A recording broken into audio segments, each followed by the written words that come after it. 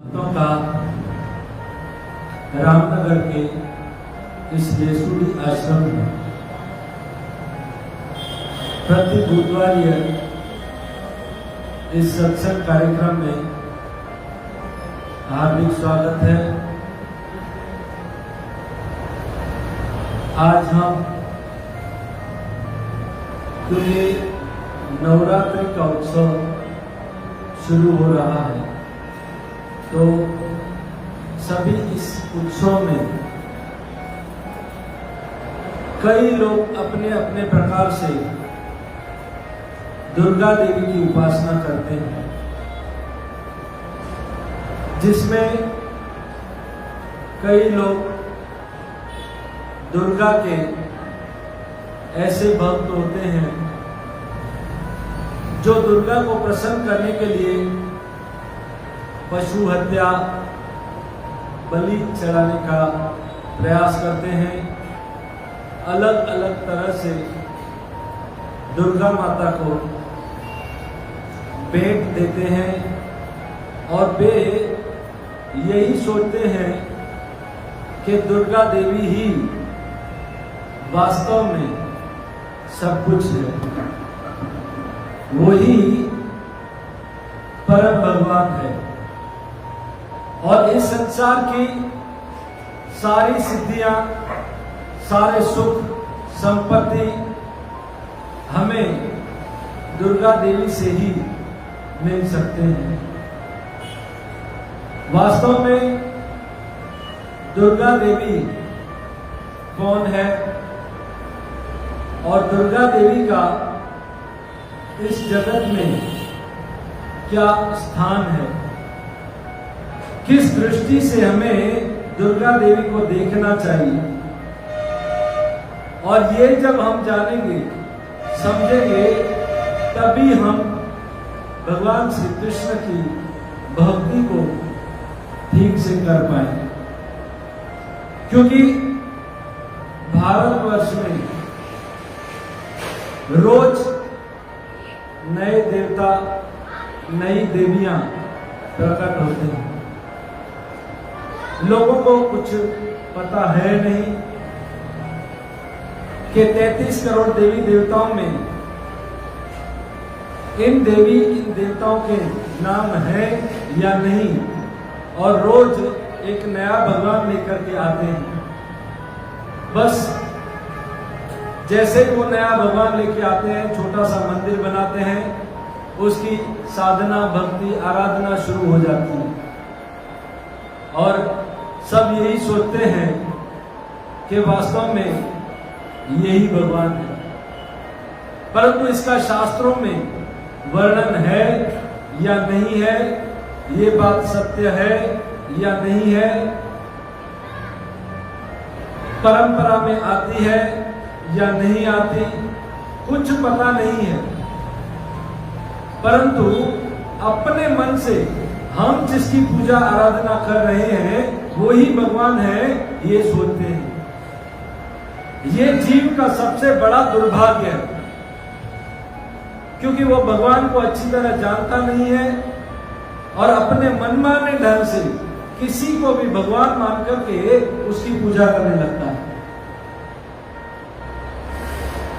और भारत में तो रोज हम देखते हैं नए देवी देवता प्रकट होते हैं और उसमें भी उसकी जब उपासना होने लगती है और उसमें कोई डायरेक्टर अगर फिल्म बना दे, वाह वाह वाह, तो लोग पागल हो जाते हैं उस देवी देवता के पीछे, चाहे वो शास्त्रों में हो या नहीं हो।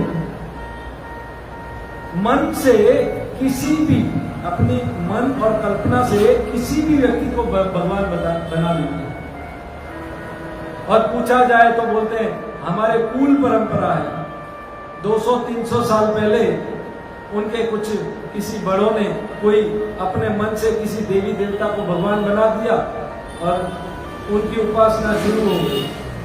और आज हम उनसे पूछते हैं तो बोलते हैं ये हमारी कुल परंपरा है, ये हमारी कुल देवी है, ये हमारे कुल देवता है।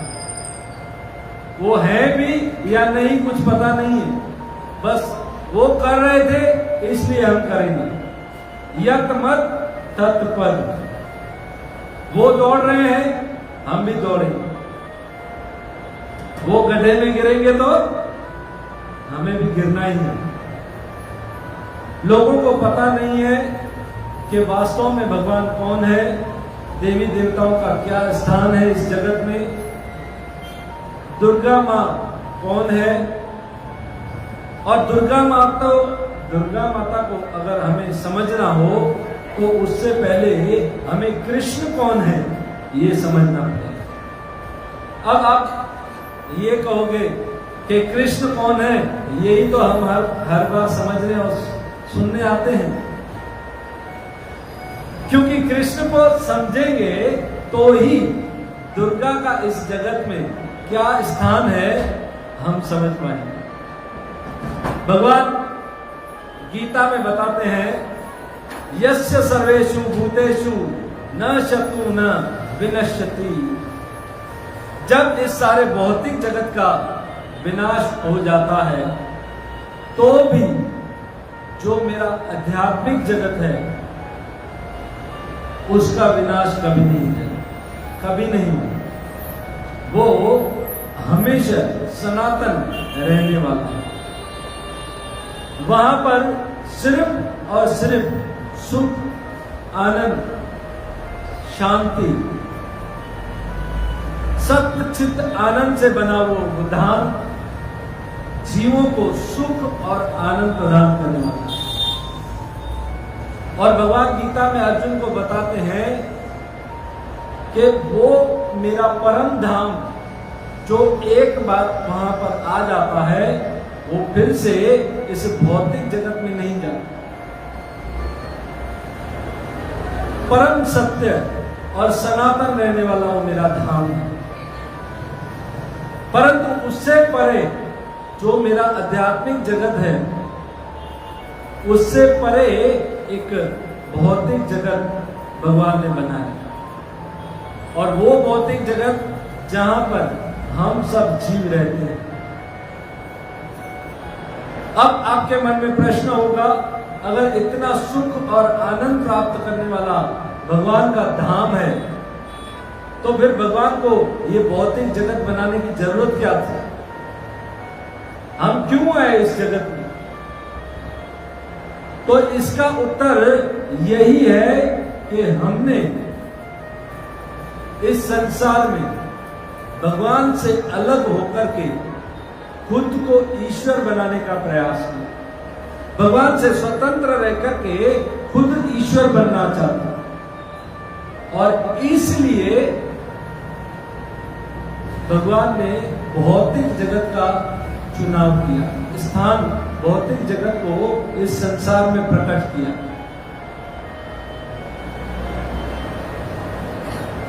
ये सत्य है। और वो भौतिक जगत जिसको चलाने वाली भगवान की एक शक्ति है जिसका नाम है दुर्गा।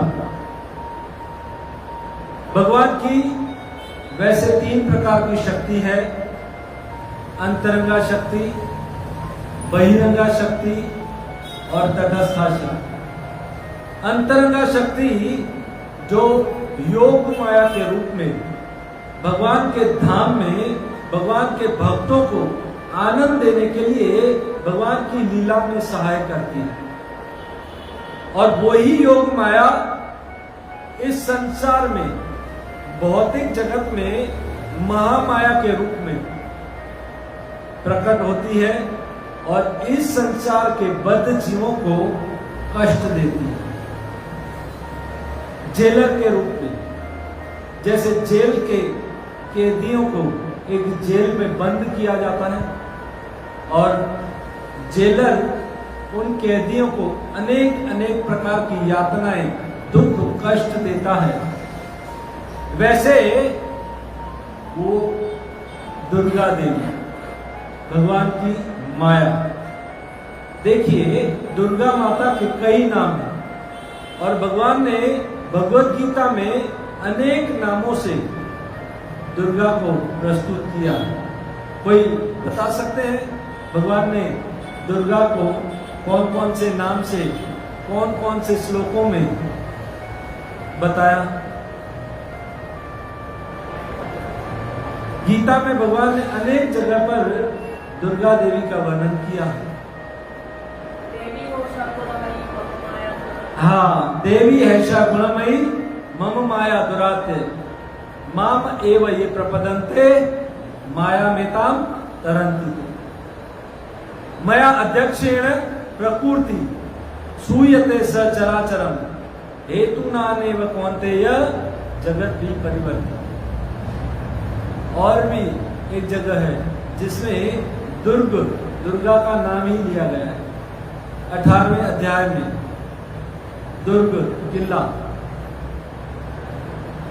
बहुत जगह पर भगवान ने इस माया का वर्णन किया है। वो माया जो भगवान की बहिरंगा शक्ति है और इस संसार में प्रकट होती है संसार के बद्ध जीवों को दुख और कष्ट देने के लिए। भगवान गीता में बताते हैं कि ये देवी, ये दुर्गा जो है मेरी अध्यक्षता में, मया अध्यक्षेण प्रकृति सूयते सचराचरम हेतु नानेव कौन्तेय जगत भी परिवर्तित। ये भौतिक जगत को चलाने वाली ये प्रकृति, इसमें प्रकृति नाम दिया है, मेरी अध्यक्षता में कार्य करती है।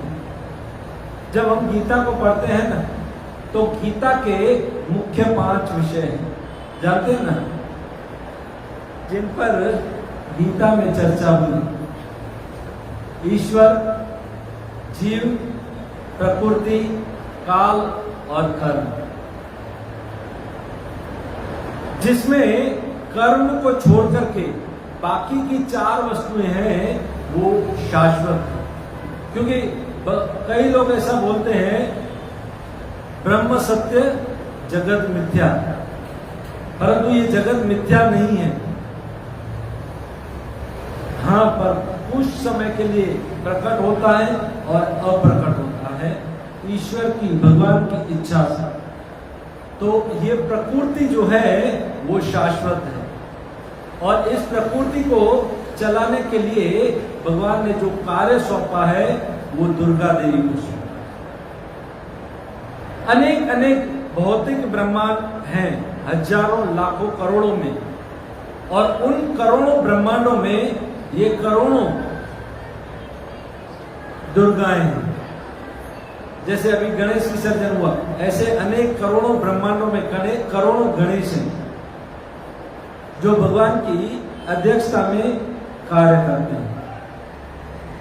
मया अध्यक्षेण प्रकृति, ये प्रकृति कौन है? इस जगत को चलाने वाली माता है।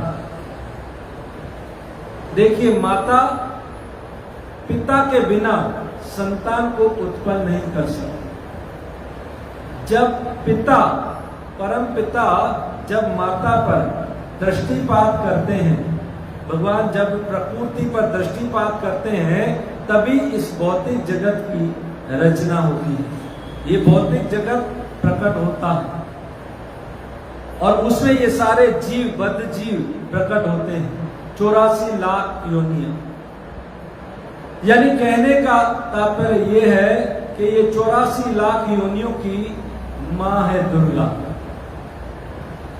ब्रह्मा जी ब्रह्म संहिता में बताते हैं, गोविंद को, भगवान कृष्ण को प्रणाम करते हुए, सृष्टि स्थिति प्रलय साचन शक्ति रेखा शाये वयस्य जगत भुवानी दुर्गा शाये वयस्य भुवनानि विमत्ति दुर्गा इच्छानुरूपमपि यस्य चेष्टते सा गोविंदमादि पुरुषं तमहं भजामि गोविंदमादि पुरुषं तमहं भजामि।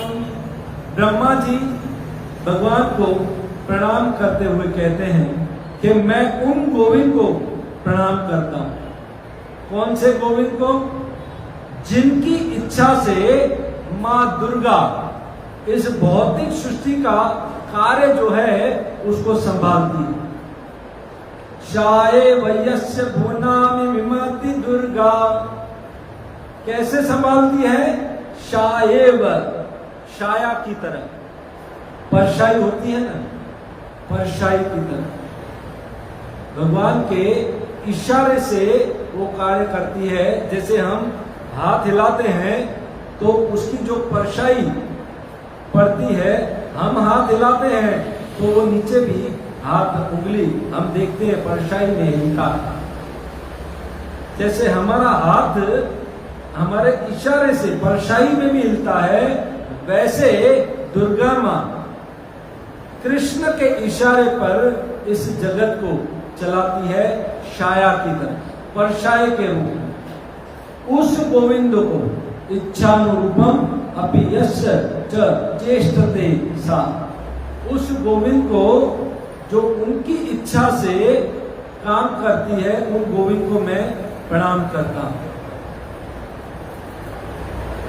वैसे तो दुर्गा के इस संसार में कई कार्य हैं।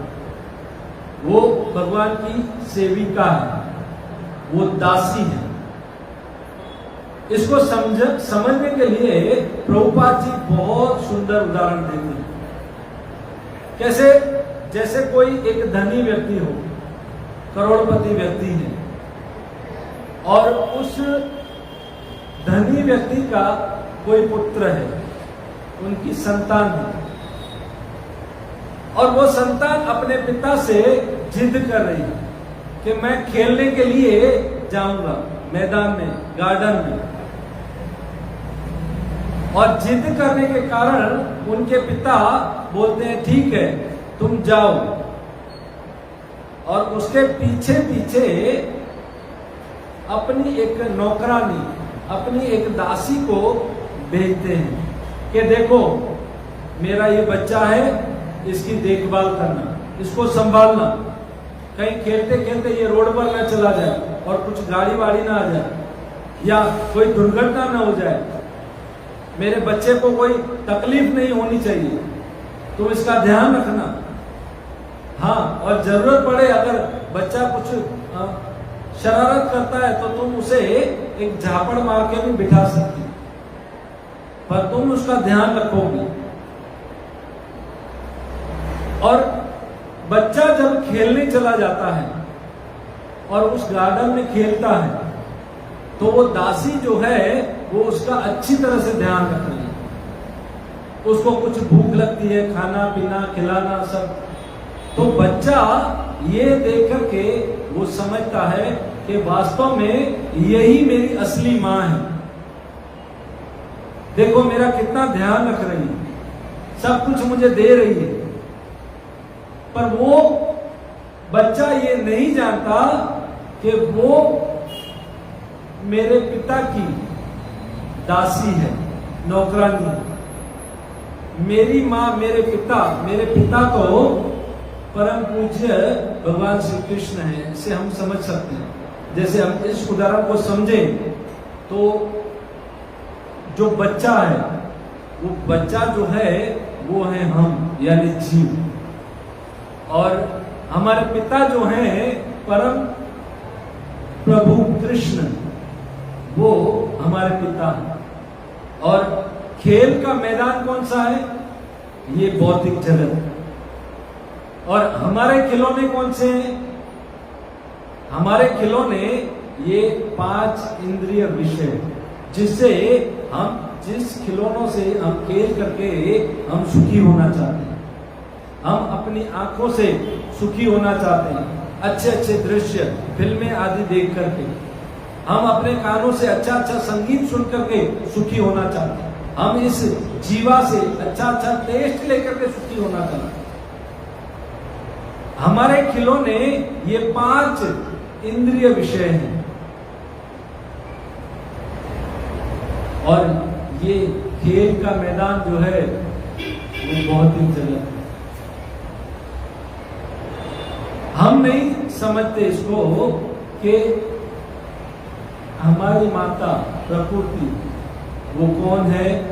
ये दुर्गा कौन है? ये हमारे पिता की दासी है और उन्हीं की पगार से, उन्हीं के आशीर्वाद से वो हमें संभाल रही है। और न समझने के कारण जीव उसको ही अपनी मां समझ करके उसकी भक्ति करता है। हम भी कृष्ण को न समझने के कारण हम दुर्गा को ही सब कुछ समझते हैं और उनकी सेवा करते हैं, उनकी भक्ति करते हैं। पर क्योंकि उनकी सेवा करना, वो अपने आप को ब्रह्म में डालना, क्योंकि ये सत्य नहीं है कि वही परम भगवान है। इसका मतलब ये नहीं है कि हम उनका आदर नहीं करें। मां दुर्गा की इस जगत को, सृष्टि की रचना में बहुत बड़ी भूमिका है। हमें दुर्गा का तिरस्कार नहीं करना है, क्योंकि मां जो होती है ना, वो दो तरह से बच्चे का पालन करती है। एक तो अपने पेट में उसको जगह देती है और दूसरा उस मां के शरीर से ही उस बच्चे का शरीर बनता है।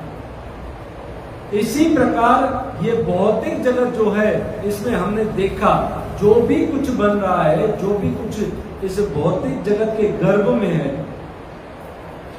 सूर्य, चंद्र, तारे आदि आदि, नक्षत्र, ग्रह, ये सब उस ब्रह्मांड में उस देवी की कृपा से बना है। या हमारा शरीर भी, ये जो पंच तत्व हैं, इसी ब्रह्मांड से बने, वो दुर्गा देवी की कृपा आशीर्वाद से बने।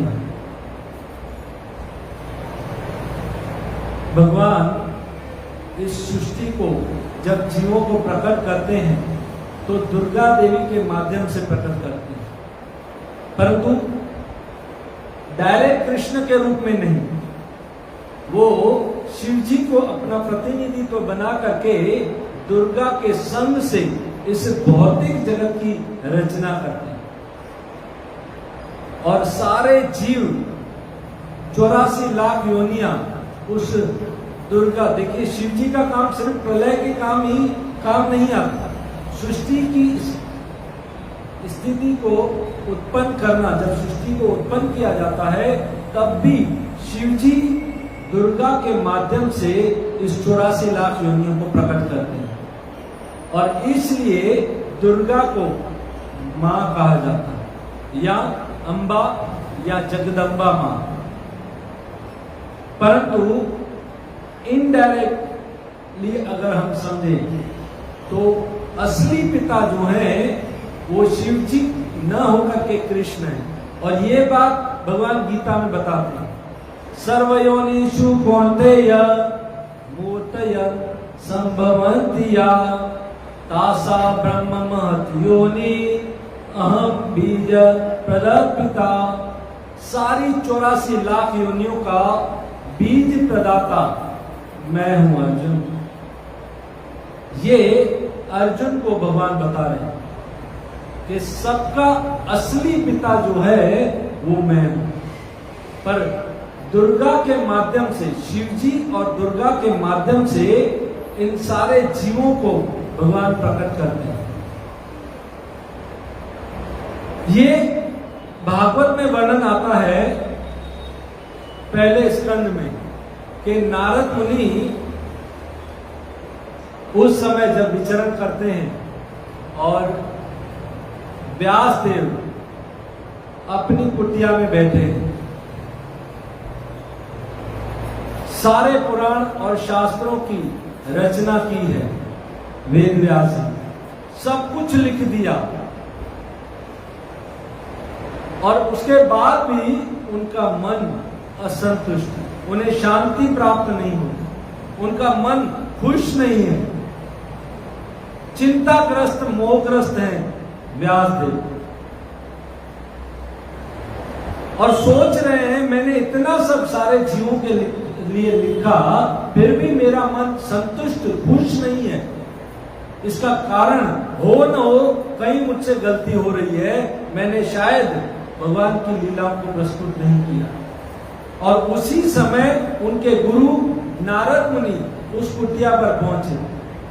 व्यासदेव ने उन्हें प्रणाम किया और बिठा करके अपना जो दुख था, अपना असंतोष अपने गुरु को बताया और कहा कि इतना सब कुछ लिखने पर भी मैं लिखने वाला असंतुष्ट हूं, तो जो बद्ध जीव इस संसार के जीव पढ़ेंगे तो वो कैसे संतुष्ट होंगे।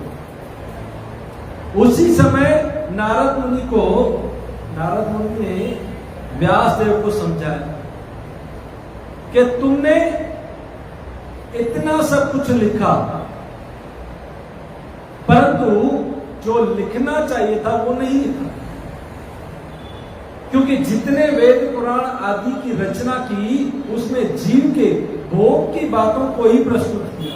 धर्म, अर्थ, काम, मोक्ष, इन सब को ही प्रस्तुत किया। और इसको जब बद्ध जीव पढ़ेंगे तो अपने भोग और सुख की लालसा के लिए अनेक यज्ञ करेंगे कि मुझे ये वस्तु भोग के लिए चाहिए, ये चाहिए, वो चाहिए। इसलिए उनके अंदर विरक्ति और वैराग्य कभी उत्पन्न नहीं होगा।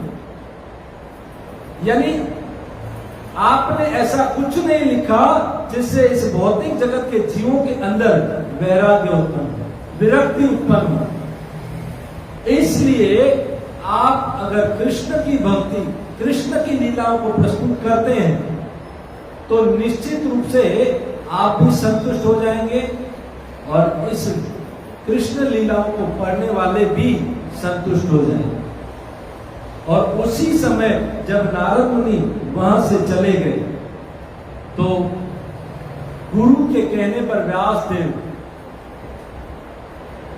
वहां पर नदी में स्नान आदि करके अपने को पवित्र करके अपना मन भक्ति में लगा दिया। भक्ति योगेन मनसी सम्यक, पूरे संपूर्ण रीत से अपने मन को कृष्ण भक्ति में लगा दिया और ध्यान से बैठ करके देखने लगे। अब उन्होंने अपने ध्यान में क्या देखा? सबसे पहले उन्होंने ध्यान में देखा कि भगवान कृष्ण को, और कृष्ण को देख करके वो जब प्रणाम कर रहे हैं तो उन्हीं के पास में खड़ी माया दुर्गा देवी को देखा जो उन्हें प्रणाम कर रही है। आपने ये फोटो भागवत में देखी होगी, प्रभुपाद ने ये फोटो बनाई है भागवत में कि दुर्गा देवी भगवान को प्रणाम कर रही है और उन्हीं के आदेश से इस संसार के बद्ध जीवों को संभालती है। इस भौतिक जगत में ऐसा जाल बिछाती हैं कि जैसे मछुआरा कैसे जाल बिछा करके मछलियों को फंसाता है, ऐसे भौतिक जगत में ये माया ऐसा जाल बिछाती है कि सारे बद्ध जीव उस जाल में फंस जाते हैं। भगवान की माया, भगवान की शक्ति इतनी प्रबल है, वो जीवों को कष्ट और दुख प्रदान करती है। और ऐसा जाल बिछाते, हमारे प्रभुपाद जी जब मंदिर में आते थे, भगवान के सामने खड़े रहते थे तो रोते थे और भगवान से प्रार्थना करते थे, भगवान हे कृष्ण, आप मुझे अपनी माया से बचाइए, आप मुझे अपनी माया से बचाइए। कभी कभी भक्त लोग उनसे प्रश्न करते थे, आप तो भक्त हैं, क्योंकि भगवान ने गीता में कहा दैवी ऐसा गुणमयी मम माया तुरंत माम एव ये प्रबंधनते, जो मेरी शरण में आते हैं वो माया से बच जाते हैं। आप तो भक्त हैं और आप प्रार्थना कर रहे हैं, वो रोते हुए। भगवान प्रभुपाद जी ने कहा क्योंकि मैं भक्त हूं इसीलिए मैं प्रार्थना कर रहा हूं। और भक्त हमेशा भगवान से यही प्रार्थना करते हैं कि हे प्रभु आपकी माया से बचाएं, क्योंकि भगवान की माया ऐसी है, अच्छे अच्छों को नचाती है। अपने को ईश्वर समझने वाले, देवता समझने वालों को भी नचाती है। और कितने मोहित हो जाते हैं। हमने देखा वो इंद्र गोवर्धन लीला में कितने मोहित हो गए और भगवान ने उनका अहम दूर कर दिया। बहुत लंबी कथाएं हैं, हम सिर्फ उदाहरण ही समझे। शिव जी मोहित हो गए जब भगवान का मोहिनी रूप था। मोहिनी रूप में शिव जी अपनी पत्नी पार्वती को छोड़ करके मोहिनी के पीछे भाग गए। उनका वीर्य संकलित हो गया। इसी से सोना और चांदी इस संसार में प्रकट हुआ। शिव जी मोहित हो गए, ब्रह्मा मोहित हो गए। ब्रह्म भी मोहन लीला में ब्रह्मा जी ग्वाल बाल और बछड़े उनको चुरा रहे, वो मोहित हो गए। कितने कितने उदाहरण हैं कि बड़े बड़े देवता, हमारी भाषा में बड़े बड़े अच्छे अच्छों को, रुस्तमों को मोहित कर दिया है इस माया। तो हम क्या है, हम तो सिर्फ माला लेकर के बैठते हैं ना, तो हमारे लिए तो सिर्फ मोबाइल पड़ी होती है ना, वो ही खतरनाक माया है। आपने कभी देखा होगा, आपको इजी माला करनी हो ना, 16 माला, आप सोचो मैं 16 माला भी कर लूं और मुझे पता भी ना लगे। अगर ऐसे माला करनी हो तो एक माला उठाओ और एक मोबाइल फेसबुक चालू कर दो, व्हाट्सएप, हरे कृष्ण कृष्ण कृष्ण हरे हरे, हरे कृष्ण कृष्ण हरे हरे, राम राम। मजा आ जाए। तो कॉमेडी कितनी है वो देखो। 16 बताओगे, अरे तुम्हारा ध्यान कहाँ था? ये माया। हमें तो एक छोटी सी बंदूक चलाती है ना माया, हम मोहित हो जाते हैं। अच्छे अच्छों को यया सम्मोहित जीव आत्मनम त्रिगुण आत्म परोपी मनूप अर्थम। वो माया जब व्यासदेव ने देखा तो उसके हाथ में क्या था? त्रिशूल। आपने दुर्गा का फोटो देखा हो, दुर्गा का फोटो जब देखते हो तो उनको अष्टभुजाएं होती हैं और 8 अष्टभुजाओं में 8 हथियार, अलग अलग हथियार। वो क्यों? अब जेलर में बड़े बड़े आतंकवादी होंगे, इतने खतरनाक खुखार आतंकवादी होंगे, तो जेलर को हथियार तो रखने पड़ेंगे। और इस संसार में ये जो बद्ध जीव इस जेल में है, ये संसार जिसको भगवान ने गीता में कह दिया दुःखालयम अशासनम, ये जेल है। और जेल में ये जेलर, ये जो त्रिशूल है ना, त्रिशूल का अर्थ होता है 3 ताप, आदि दैविक, आदि भौतिक और आदि आध्यात्मिक। ये 3 तापों से ये जेलर 3 डंडों से हमें मारता है। जैसे वो कढ़ाई में पकोड़े फ्राई होते हैं ना, ऐसे हमको फ्राई करती है दुर्गा देवी, कष्ट देकर, दुख देकर के मारती है रोज। और हम उसी के चरणों में जाकर के गिरते हैं, उसकी भक्ति करते हैं। और कभी कभी ऐसा होता है, हम कोई कैदी हो जेल में और जाकर के जेलर कोई खुश करने का प्रयास करे, तो जेलर एक समय ऐसा आता है, ठीक है ये मेरी सेवा कर रहा है, मुझे मैं जो चाहता हूँ ये करता है, थोड़ी सी सुख सुविधा दे देगा, उस जेल में एक अच्छा कमरा दे देगा, हो सकता है पंखा दे दे, तो वो कैदी इतना खुश हो जाता है, अरे वाह मैं तो सरकारी मेहमान हूं और मुझे इतनी सारी सुविधाएं मिल रही है। इसका मतलब ये हुआ उस जेलर ने उसको ज्यादा और ज्यादा फंसा दिया। ये तो उसके साथ चीटिंग हो रही है। ये दुर्गा देवी की शरण में हम जाएंगे, हमें भोग, ऐश्वर्य, संपत्ति आदि आदि प्रदान करेंगी और हम उसको पकड़ करके बैठ जाएंगे। हाँ मेरे पास सब कुछ है, भोग है, ऐश्वर्य, धन, संपत्ति, और हम इसी जेल में खुश हैं। ऐसा मानेंगे तो हम भी उस कैदी की तरह हैं। परंतु उस जेलर के पास जाएं और उनसे कहें, हम प्रार्थना करें, हमें छोड़ दीजिए, हमें जेल से निकाल दीजिए, हमें इस जेल से निकलना है, हमें इन दुखों से निकलना है, कष्टों से निकलना है, तब जेलर हमारी मदद कर सकता है।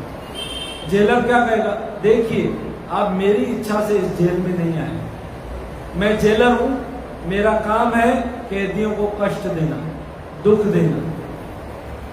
आप मेरी शरण में नहीं आओ, आप ऐसा करो जिसकी वजह से आप इस जेल में आए हो, जिस गवर्नमेंट के आदेश से, अगर आप उस गवर्नमेंट के आदेश से वापस चिट्ठी लिखा करके यहाँ आओगे, अगर गवर्नमेंट आपको माफ कर देती है तो हम आपको छोड़ देंगे। और फिर वो जेल में अपने कुछ अच्छे कार्य करके गवर्नमेंट तक अपने पत्र को, राष्ट्रपति के तक अपने पत्र को पहुंचाता है। जैसे कभी कभी एक आतंकवादी हो, उसको फांसी की सजा मिलती है, पर वो नहीं चाहता मुझे फांसी की सजा मिले, मुझे यहां से निकाल दिया जाए। तो राष्ट्रपति, जेलर कहता है राष्ट्रपति का लेटर लेके आओ, तुम्हें फांसी नहीं लगेगी। अगर राष्ट्रपति के पास कोई व्यक्ति जाए और वो लेटर लिखा करके कि तुम्हारी सजा को माफ कर दिया जाता है, और फिर वो जेलर के पास आए और वो लेटर दिखाए, तो जेलर कहेगा ठीक है। कभी कभी हम देखते हैं ना, हम टू व्हीलर चलाते हैं और पुलिस वाले 4 रास्ते पे खड़े हैं, हमको पकड़ लेते हैं और हम उस पुलिस वाले को बोलते हैं, हवलदार को छोड़ दो साहब, छोड़ दो छोड़ दो छोड़ दो। बोलेगा मैं नहीं छोड़ूंगा, मैं तो कायदे कानून का पालन करवाता हूं, मैं तुम्हें छोड़ने वाला नहीं। और फिर हमारी अगर पहचान कमिश्नर तक है, कुछ बड़े इंस्पेक्टर तक है, तो हम फोन लगाएंगे, साहब हमें ये छोटा आपका हवलदार है ना, उसने पकड़ दिया। वो बोलेगा फोन दो, फोन तो बात कराओ, तो फोन पे बात कराएगा, वो बोलेगा छोड़ दो ये मेरा आदमी।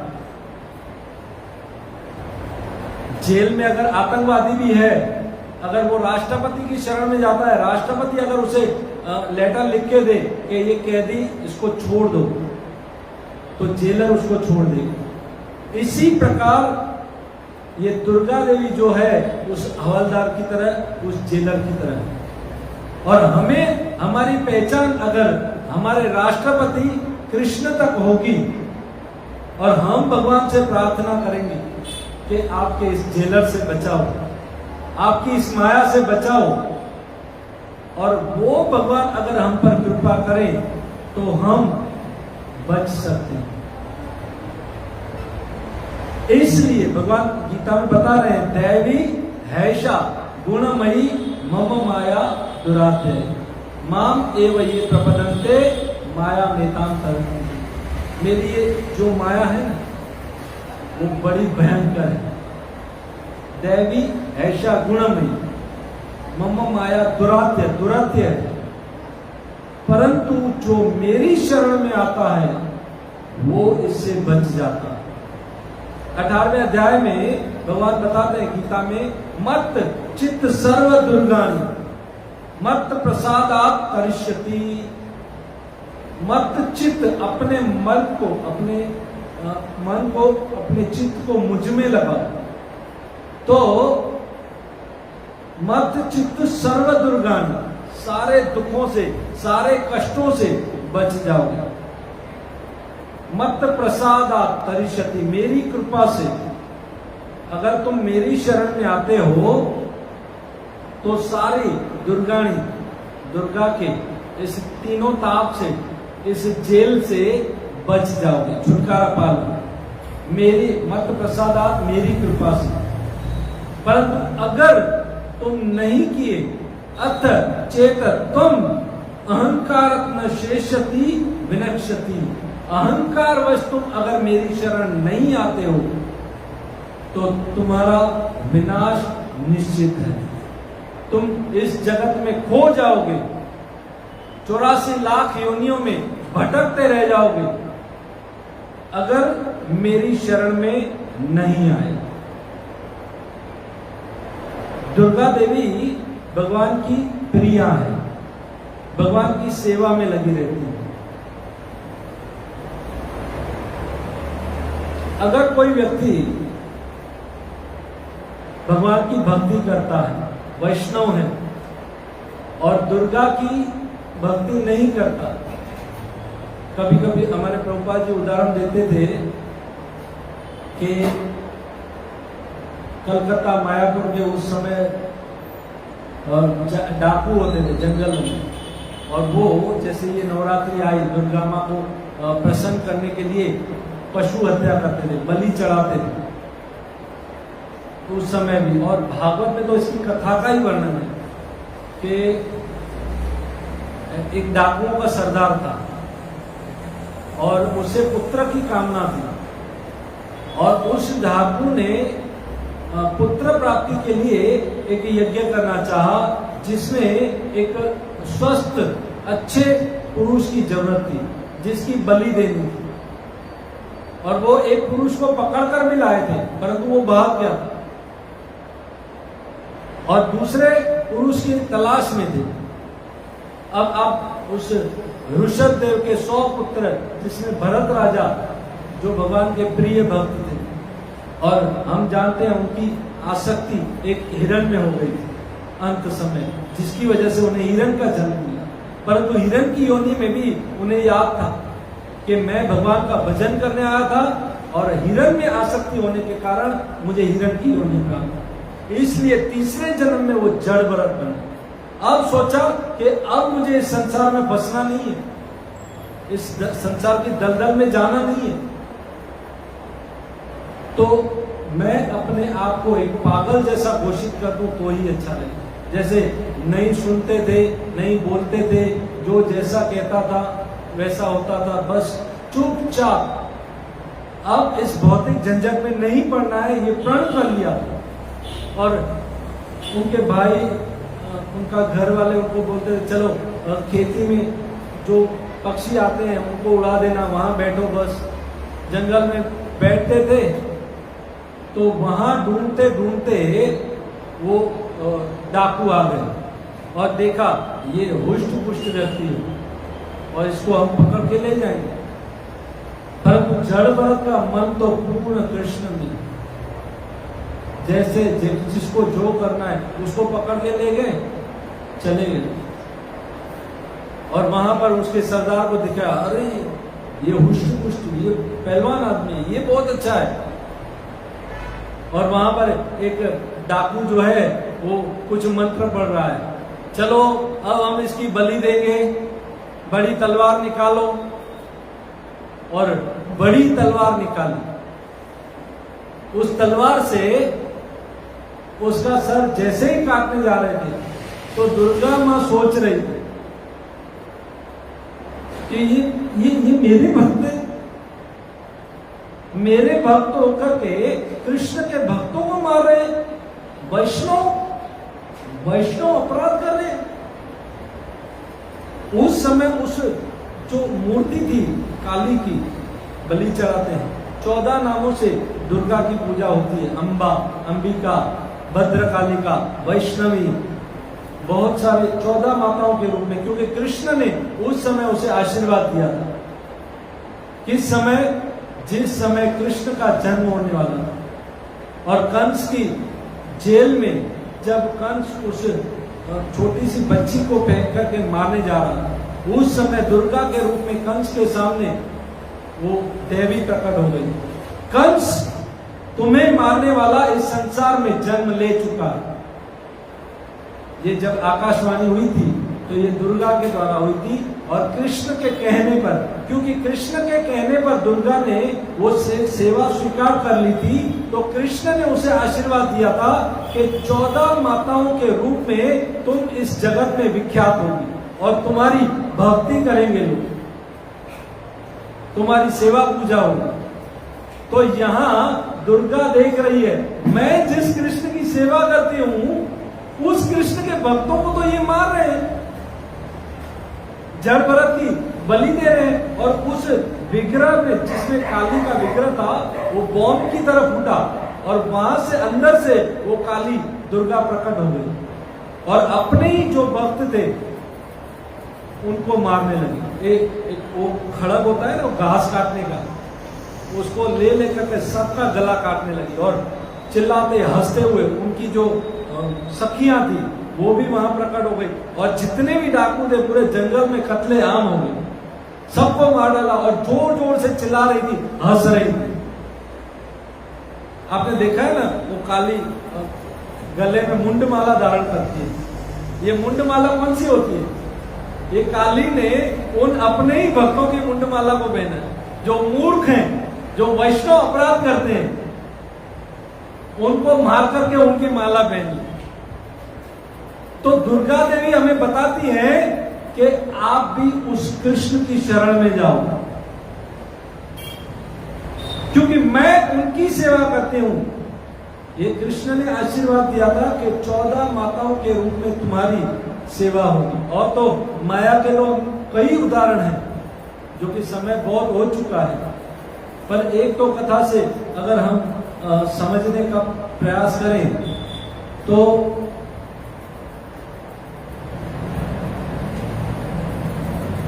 नारद मुनि की कथा आती है और सुदामा की।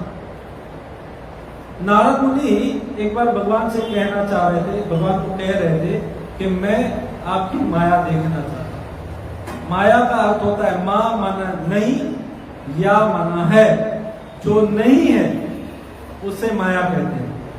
और नारद मुनि ने भगवान से कहा कि मैं आपकी माया को देखना चाहता हूं। भगवान ने कहा इस पंगे में मत पड़ो, नहीं नहीं मुझे आपकी माया देखनी है। तो चलो, कुछ समय के बाद नारद मुनि और कृष्ण एक रेगिस्तान रण प्रदेश में जा रहे हैं और कृष्ण ने नारद मुनि को कहा कि मुझे बहुत प्यास लगी है, जाओ कहीं से मेरे लिए पानी लेकर के आओ।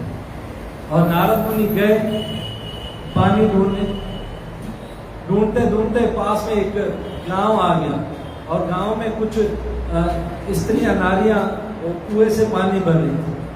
और नारद मुनि ने कहा अरे रुको रुको, मुझे पानी दो और मुझे भी प्यास लगी है और मेरे प्रभु के लिए भी ले जाना।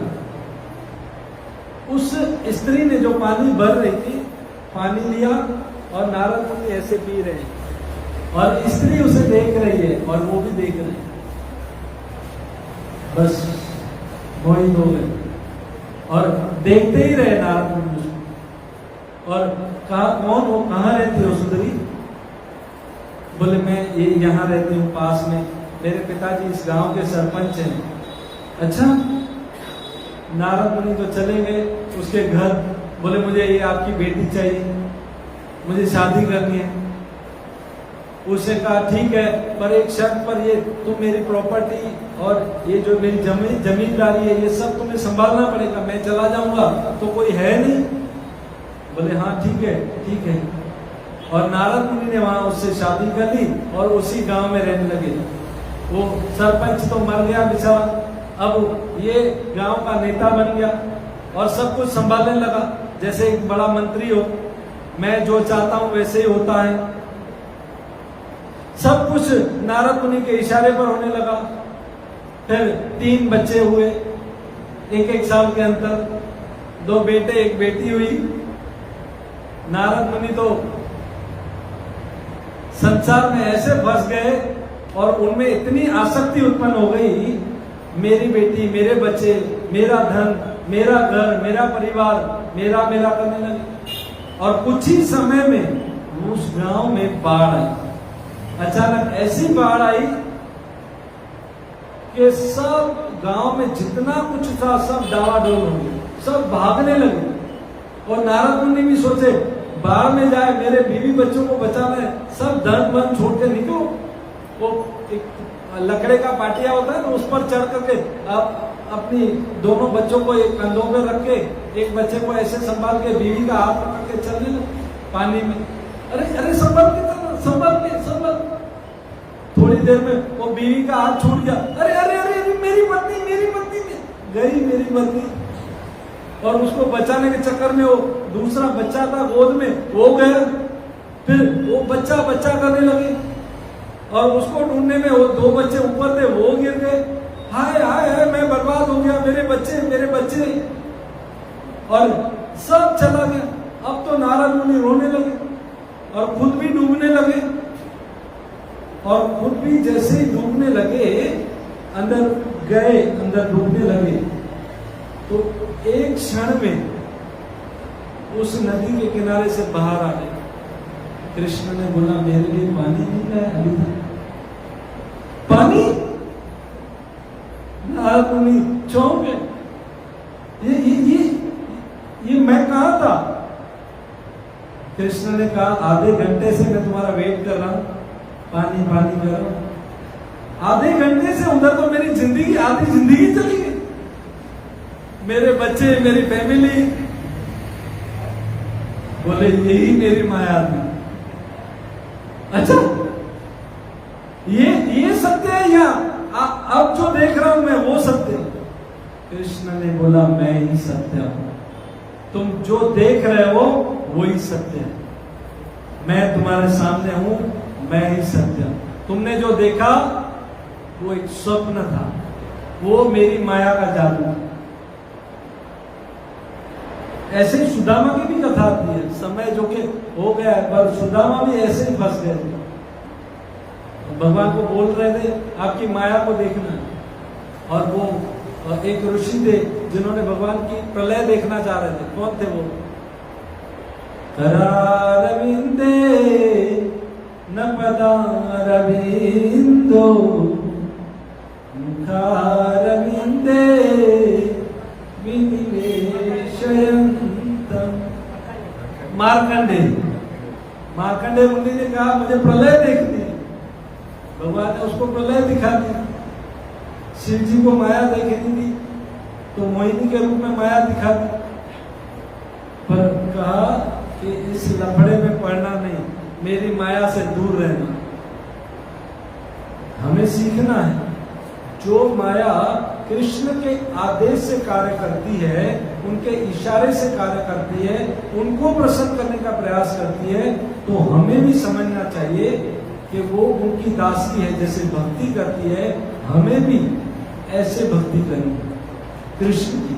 और जो कृष्ण की शरण में जाता है, वो माया है ना, अपने त्रिशूल को हटा देती है, उसको मारती नहीं, उसको जाने देती है। क्योंकि कृष्ण बोलते हैं, ये मेरा आदमी है, इसको आने दो। राष्ट्रपति का लेटर मिल जाता है तो जेलर बोलता है, जाने दो इसको। ऐसे भगवान की जब हम पर कृपा होती है तो हम माया से बच सकते हैं। बहुत सारी बातें हैं, क्योंकि समय का अभाव है, इसलिए हम ज़्यादा सुन नहीं पाएंगे। इसलिए मैं अपनी वाणी को यही विराम देता हूँ। बहुत बहुत धन्यवाद। हरे कृष्ण। श्रील प्रभुपाद की, ग्रंथराज श्रीमद् भागवत महापुराण की, निताई गौर प्रेमानंदे।